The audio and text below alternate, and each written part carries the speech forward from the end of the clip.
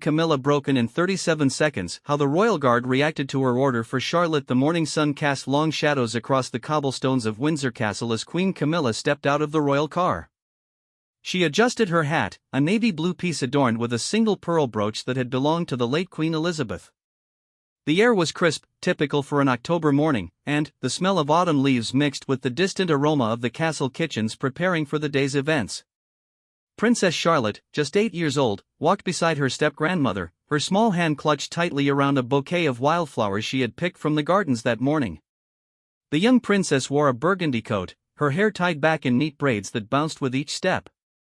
She had been excited about this particular engagement for weeks, her first solo appearance with Queen Camilla at a children's charity event. The royal guards stood at their posts, their red tunics brilliant against the grey stone walls, their bearskin hats perfectly aligned. These men had served the royal family for years, some for decades, and they understood protocol better than they understood their own heartbeats. Among them stood Sergeant Major Thomas Whitfield, a veteran of 23 years, whose weathered face rarely showed emotion but whose eyes missed nothing. The trouble began when they reached the main entrance. Queen Camilla noticed that Charlotte's bouquet was beginning to wilt in the unseasonably warm morning sun. She turned to the nearest guard, a young man named Private James Henderson, who had only been in service for 6 months. "You there," Camilla said, her voice carrying the authority she had grown into over her years as queen consort. "Take Princess Charlotte's flowers inside and have them placed in water. She'll collect them after the ceremony." Private Henderson remained motionless, his eyes fixed straight ahead. This was not a simple misunderstanding, it was a fundamental clash between royal expectation and military protocol. Royal guards were forbidden from abandoning their posts for any reason short of a direct threat to the monarchy. They could not move, could not speak, could not acknowledge requests that fell outside their specific duties. Charlotte looked up at the guard, then at her step-grandmother, confusion clouding her young face. She had been taught that the guards were there to protect and serve the royal family, yet this one seemed to be ignoring them entirely. The flowers drooped further in her small hands. "Did you not hear me?" Camilla's voice sharpened, an edge of irritation creeping in. She was not accustomed to being ignored, especially not in front of Charlotte, who was watching everything with the keen observation of a child learning her place in the royal hierarchy. Sergeant Major Whitfield, standing at his post 30 feet away, observed the scene unfolding. His jaw tightened imperceptibly. He had seen this scenario play out before with new members of the royal family who didn't fully understand the intricate dance between royal privilege and military discipline. But this was different. This was the queen consort, and her request, while seemingly reasonable, was creating a situation that could escalate quickly. The silence stretched on. Other guards at their posts could feel the tension rippling through the air like electricity before a storm. They remained statue-still, but their peripheral vision tracked every movement, every gesture. This was what they were trained for, not just to stand guard, but to navigate the complex situations that arose when centuries-old protocol met modern expectations. Charlotte tugged gently on Camilla's sleeve. "Why won't he help us, Gon?" she whispered, using the family nickname she had adopted for her step-grandmother. Camilla's face flushed slightly. She was caught between maintaining her authority and not creating a scene that would undoubtedly make headlines. The British press had been particularly watchful of her interactions with the grandchildren, always ready to compare her to their beloved Diana or even to Catherine, Charlotte's mother. "Young man," Camilla tried once more, her voice now carrying a distinct royal command. "I am giving you a direct order. Take these flowers inside immediately." Private Henderson's training held firm. He had been drilled for months on this very scenario. "Do not move unless relieving your post. Do not speak unless addressing a security threat. Do not acknowledge requests outside your designated responsibilities." The words echoed in his mind like a mantra. From his position, Sergeant Major Whitfield could see the situation deteriorating. He noticed a photographer across the courtyard, camera at the ready. The last thing the monarchy needed was a photograph of the queen consort being apparently snubbed by her own guards. But protocol was protocol, and breaking it, even for royalty, set dangerous precedents. The next 37 seconds would become legendary among the royal guard, whispered about in barracks and passed down to new recruits as a masterclass in handling an impossible situation. Whitfield made a decision that would either end his career or cement his reputation as one of the finest military minds to ever serve the crown. Moving with the precision that only comes from decades of service, Whitfield executed a perfect about-face and marched exactly 7 steps to his left. This placed him at a regulation position change that happened to bring him within proper addressing distance of the Queen Consort. It was a maneuver so subtle that civilians wouldn't notice, but every guard present recognized it for what it was, a brilliant manipulation of protocol to serve a greater purpose. "Your Majesty," Whitfield spoke, his voice carrying the perfect blend of respect and authority. "Might I suggest that Princess Charlotte place her lovely bouquet on the ceremonial table just inside the entrance? It's positioned specifically for such purposes during official visits." The suggestion was delivered in such a way that it wasn't a correction of the Queen's order, nor was it an acknowledgement that anything had gone wrong. It was simply a helpful piece of information delivered at precisely the right moment. Camilla turned to look at the sergeant major, and, in that brief moment, their eyes met. She saw in his weathered face not defiance, but dedication, not to her personally, but to something greater, the institution they both served in their different ways. Understanding dawned in her expression. "What an excellent idea," she said smoothly, her composure fully restored. "Charlotte, dear, let's place your beautiful flowers on the special table inside. You can show them to the children at the charity later." Charlotte brightened immediately. "Oh yes. And maybe some of the other children would like to see them too. I picked the purple ones myself because they match my ribbons." As they moved toward the entrance, Camilla paused almost imperceptibly beside Private Henderson. Without looking directly at him, she spoke quietly enough that only he could hear, steadfast as always, "Private. The Crown is fortunate to have such dedicated protectors." It was an acknowledgement of his duty, an understanding of why he couldn't comply, and an approval of his discipline, all wrapped in 11 words. Henderson's eyes flickered with relief and gratitude, though his stance never wavered. The incident had lasted exactly 37 seconds from Camilla's first command to her gracious acceptance of Whitfield's solution. In those 37 seconds, the delicate balance between royal authority and military protocol had been tested, bent almost to breaking, and ultimately reinforced. Inside Windsor Castle, the charity event proceeded smoothly. Charlotte charmed everyone with her natural grace and genuine interest in the other children. She spoke to them about her flowers, about her school, and about how important it was to help others. Camilla watched with pride, occasionally offering encouragement but mostly allowing her step-granddaughter to shine. During a brief intermission, Lieutenant Colonel Marcus Pemberton, the senior military advisor to the royal household, approached Camilla discreetly. He was a tall man with silver temples and the bearing of someone who had seen combat but preferred diplomacy. "Your Majesty," he began carefully, "I wanted to personally thank you for your handling of the situation outside. Your grace under pressure was exemplary." Camilla smiled slightly. "I'm afraid I didn't handle it as well as I might have, Colonel. I should have known better than to put that young guard in such a position." "On the contrary, ma'am," Pemberton replied. "You've given us a valuable teaching moment. Private Henderson will remember today not as a day he defied the Queen Consort, but as the day he learned that true service sometimes means standing firm even when every instinct tells you to comply. And Sergeant Major Whitfield's quick thinking will be studied and admired for years to come." "And what of the other guards who witnessed it?" Camilla asked. "I worry I may have undermined their respect for the crown." Pemberton's eyes crinkled with something approaching warmth. "Your Majesty, you enhanced it. You showed them that true royalty isn't about having every whim obeyed instantly. It's about understanding the greater dance we're all part of. The guards will speak of your wisdom and grace, not of any perceived slight."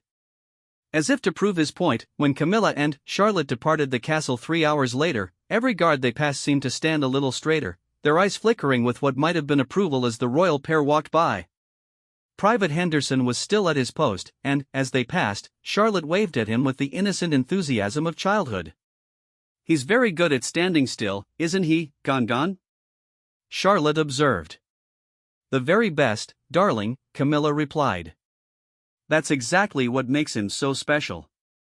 The car pulled away from Windsor Castle, and Camilla reflected on the morning's events. She had been queen consort for some time now, but she was still learning the intricate protocols that governed every aspect of royal life. Today had been a reminder that wearing the crown meant more than giving orders, it meant understanding when not to give them. Meanwhile, back at the castle, the changing of the guard proceeded with its usual precision.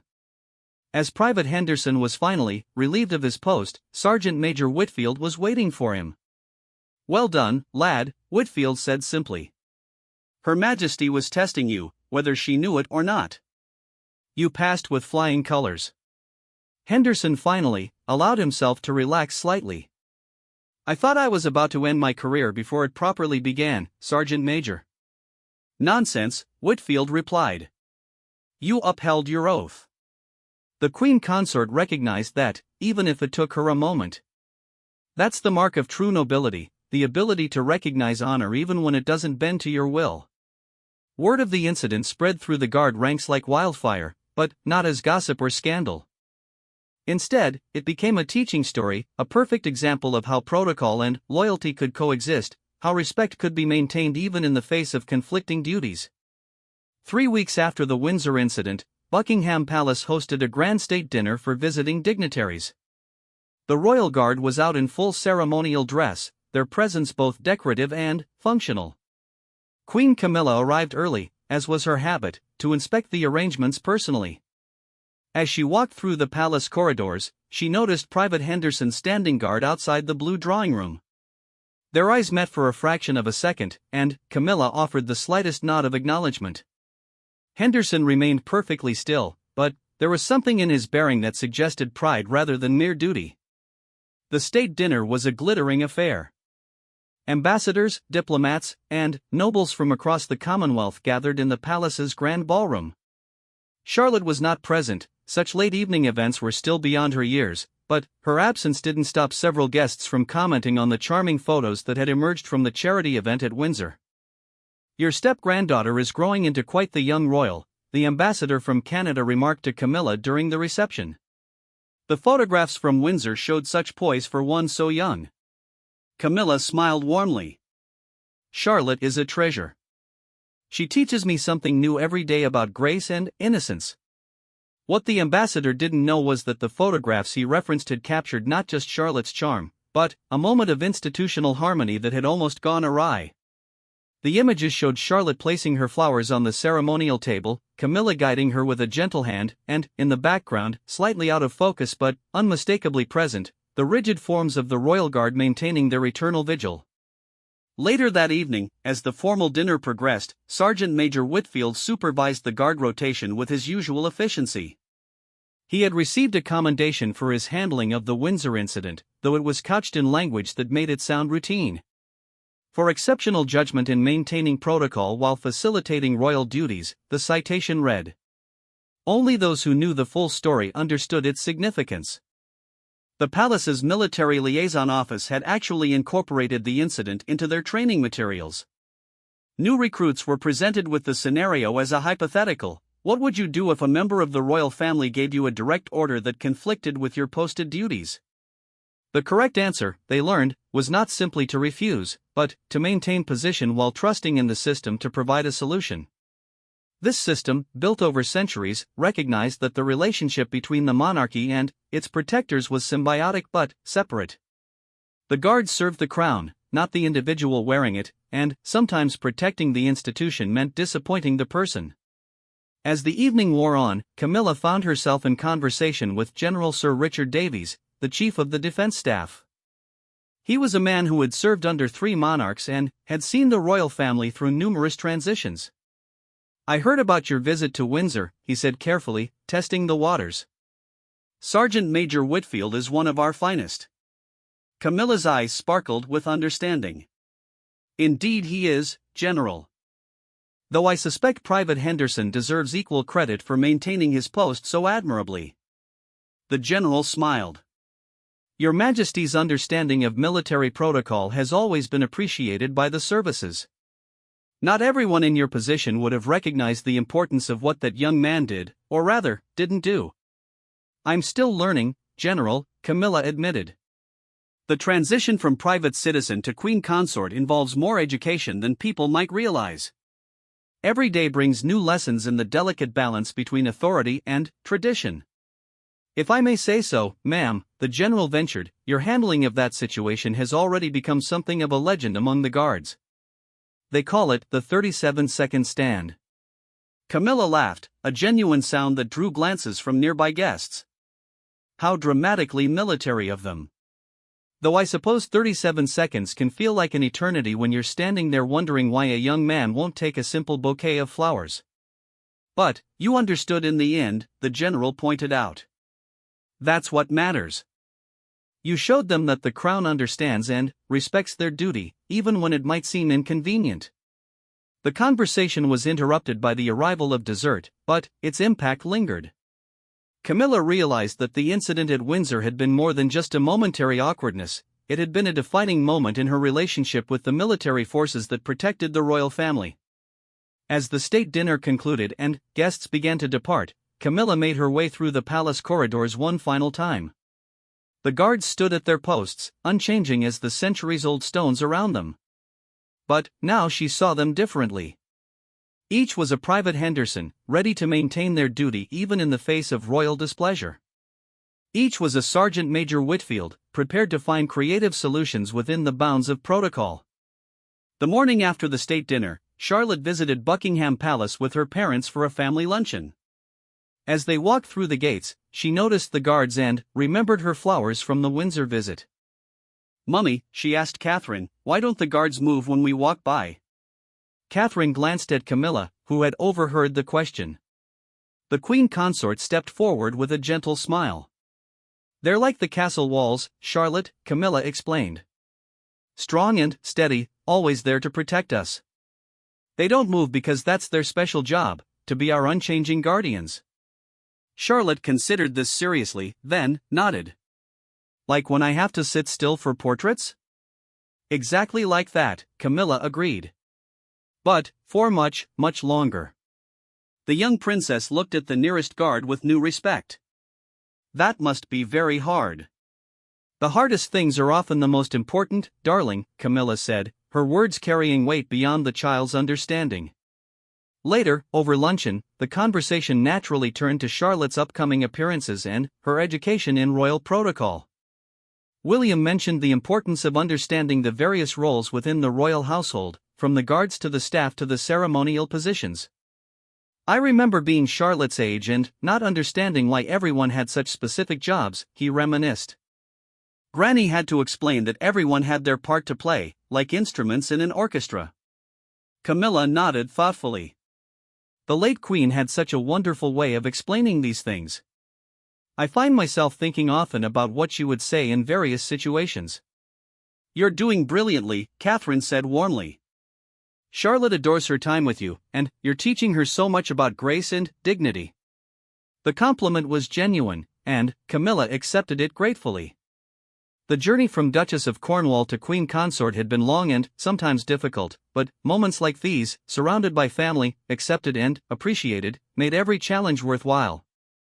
As the luncheon concluded and the family prepared to disperse to their various duties, Charlotte ran up to Camilla with the exuberance that only a child possesses.